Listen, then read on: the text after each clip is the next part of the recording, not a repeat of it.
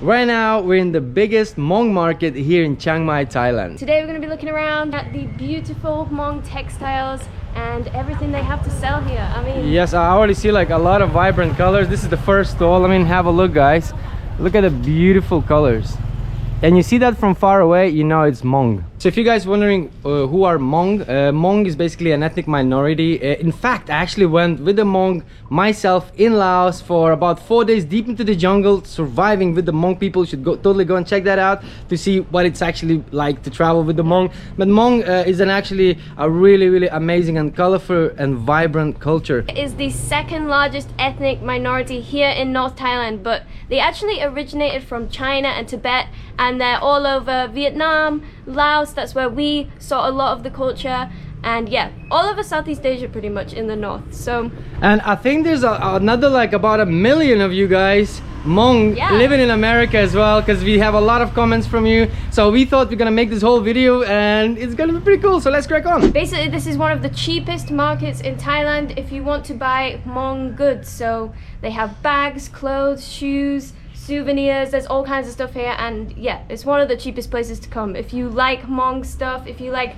tribal ethnic looking things, this is the place to be. So it's pretty easy to spot Hmong style clothes and souvenirs and stuff because they are just so colorful. You can't miss them. The patterns, the vibrant colors, just everything about them is so beautiful that it's gonna catch your eye if you ever walk past a Hmong market or Hmong shop. Actually, every single pattern, like this for example, these kind of flowery looking shapes, they all have a different meaning. So each one is a symbol and it means something, and they use it to actually tell a story within the weaving and the clothes that they make and the things that they do, and they wear that. And it's kind of their way of communication. A long time ago, they used that to, you know, tell stories and things like that. I think this one is actually the elephant foot. Correct me if I'm wrong, Hmong viewers, but yeah, they all have different meanings. And actually did like a weaving workshop in Laos as well. We made a whole video on that, and yeah, the weaving that goes into these beautiful skirts and the blankets that you see, it's a lot more work than you actually think.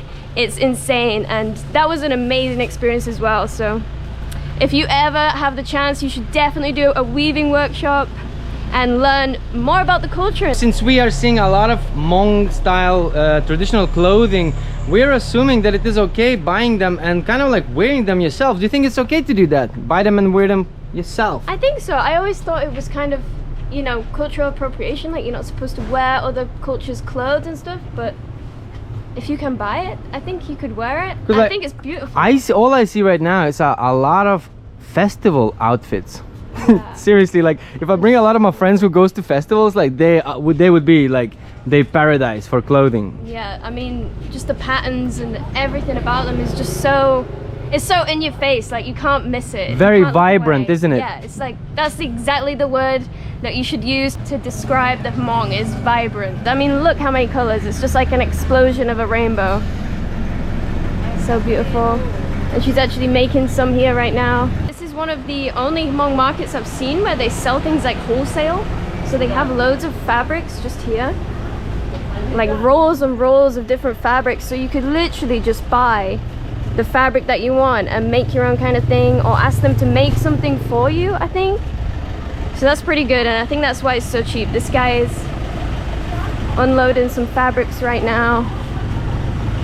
So when I did that weaving experience, for example, like a pattern like this, I did something way simpler than this here, but it literally took me 3 hours to do like 3 or 4 of those, just like that, just weaving by hand. And that was me for the first time, 3 or 4 hours. So can you imagine how long it takes to make something like that, or even an item of clothing that big? Obviously they are way more experienced than me, so they're probably a lot faster at weaving, but man, that's a lot of effort. That takes a lot of time, and there's even more complicated weaving techniques that they have that, wow, it just blows my mind every time I think about it, how complex it is to make these kind of clothes. I think it was one of the longest days I've ever had in Laos. That day I had to wait for her to finish the weaving. I took a long time. I mean, I was a beginner, but yeah, it's really hard. It made me appreciate it a lot more.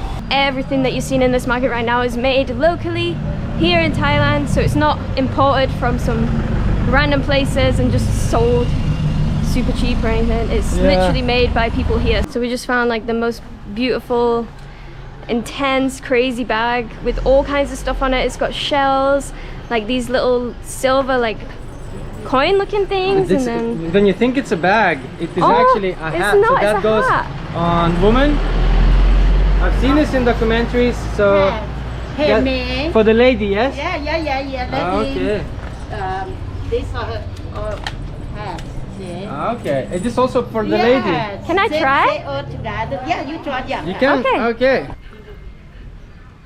Wow, you look like a princess. Beautiful. Look very beautiful. Look like a princess. I feel like royalty Wow. right now. You look like one of those like ancient queens I've seen in like ancient documentaries about ancient history. I love this. It really suits you. And it's kind of got earrings to go. That feels like little earrings. I love that. So before you guys judge us, like we said earlier, you know, we respect the cultures, and we hope that this is not some sort of cultural appropriation, because they are sold on the street, and even the lady here selling saying that it's totally fine to put it on and even buy it and wear it. So Yeah, come. can you show me? Okay. These are all together handmade. You do this. Handmade now. This. So she's doing by hand. Ah. So are you Hmong? Akha. Akha tribe. I know, yeah. Akha. So is this Okay. Hmong or Akha or? Oh yes. This more. This Akha. Oh. Okay. Ah. These are her handmade. This. Okay. Like a kimono. This. Yeah, like a kimono kind of thing. Wow. It looks, I mean, look at these Beautiful. patterns, so many colors, it's so beautiful. So if you come in here to buy things, there's actually all kinds of different tribal stuff here from different kind of ethnic minorities. It's not just Hmong. There's all kinds of stuff. You see? Yeah. This me. Yeah. Oh wow. This. Where you from? England. England. Yeah. Beautiful. Ah, thank you. Not so much. I think here is more beautiful. After How long time to make this? tomato, yeah, one day, 2 days, 3 days, yeah. 3 days. This one all together. Wow, so 3 days of work. 3 days. Long time. What happening? Yeah. And how much does it cost one to buy? How much does it cost? This are 400. 400. So you make one of those for 3 days. Yeah. 3 days. So you Yeah. make 6 days, and then you sell it for 400, that which is 10 British pound. You try. 6 days of work. Wow. What is this? See this? You try looking. Yeah. Here? Yes. So you wear it So come on, do that. like this? Maybe it's gonna become like a Yeah. longer This. thing? No, you like this or Just okay. like this? Oh, like You, yeah. Oh, okay. Oh, this. So okay. you just wear it like a leg Yeah. warmer. I guess it's Looks really the only cool. thing you could I compare to you. Yeah. Wow. Beautiful. I like it. Awesome. Wouldn't have known what that was otherwise, really, if she hadn't told me that. This is really cool. So if you guys are in the Hmong market, don't forget to come and visit this wonderful lady who makes all of the stuff by herself, and it takes us absolutely ages to make this. And as expected, Olivia's stuck in the shop with some clothes. We can't get it out of there. We knew this was gonna happen. What you looking at, Olivia? I found full-length dungarees. But look at that. It's like That is back in the 70s kind of thing. amazing. I love the little patches, little detail. Man, It was beautiful. amazing. So I'm just in another tribal store, Hmong store I'm assuming, and there's like loads of jewelry made out of organic bits like seeds and nuts and stuff like that. It's all just like purely organic. In fact, guys, I have never seen jewelry made like this. I've never seen it like that. Is that nutmeg? It's like nutmeg, right? No, oh, like a, Yeah. It's pretty cool. And then this is like some sort of plant as well. Oh, they even have mirrors. Look. You can buy Wow. a mirror. Hmong style. Hello. My mi falang. Us. My falang noi, yeah. We are the phalanx. Yeah. Right. So yeah, lady saying there's not many clientele coming lately because you probably know COVID and all these problems.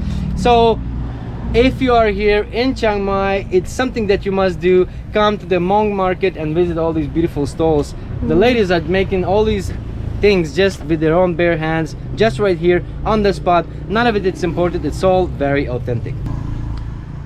Look at that. Beautiful. I love the depiction of the rural life in the clothes and bags. It's really cool. This market really, it kind of is a bit of spread out, the stalls here and there, but it keeps connecting, and wow, look, it's just stretching out everywhere. This is huge. This is pretty big. Labyrinth of... I don't think I've ever been to a bigger Hmong market. No. I think this is one of the biggest, and so much good like stuff. I said earlier, it's mainly all wholesale, so just loads and loads and loads of stuff. You could come and rummage through this for hours. Yeah. You know? Look at these just mountains piling up.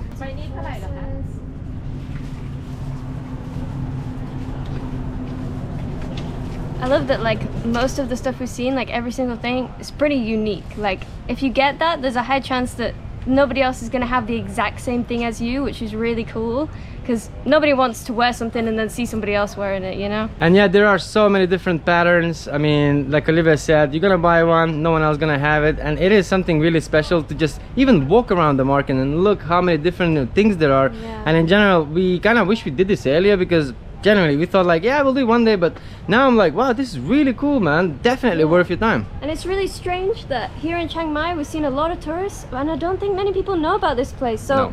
come to the Hmong Market. It's literally just Hmong Market. Type it in on Google Maps and it'll tell you exactly where this place is. And instead of buying your elephant trousers and all that, just buy something actually authentic, that it's been made here by the tribal people, because elephant pants, as everybody know who travel here longer, are just a bait for tourists to show everybody else that I've just arrived to Thailand and I just bought the elephant pants. Anyways guys, hope you enjoyed watching this little video, us walking around the Hmong Market here in Chiang Mai. Yeah, and if you're in this area, definitely come here, support the locals, check out the beautiful stuff they have on offer, have a chat with some of the locals. Some of them speak English and they're really friendly. And yeah, it's great to get to know different side of a country and for sure more about the ethnic minorities that live here.